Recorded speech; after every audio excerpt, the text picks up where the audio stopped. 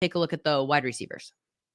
Yeah, Terry McLaurin gave you a stinker last week. Totally get it. Guys, I mean, it's one bad game. He had posted amazing totals in his previous 8 games, and he's got my beloved but awful Dallas Cowboys. They are a vulnerable team. They've given up the 11th most fantasy points to the perimeter. That's where McLaurin's running most of his routes. Start Terry McLaurin. I think the Commanders are going to smoke the Cowboys. They could put up a 30-burger in this game.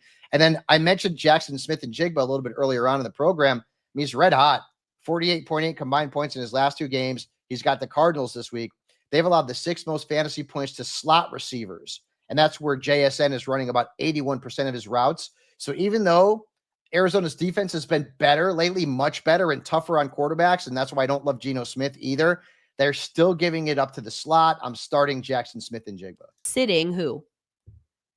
I've got Courtland Sutton on the list, and I know he's been red hot, and he's probably going to be in a lot of lineups. He's going to be in my lineup. I know that, but the matchup's not great. Like, you think of the Raiders, and you just think of just an overall general suckiness offensively and defensively.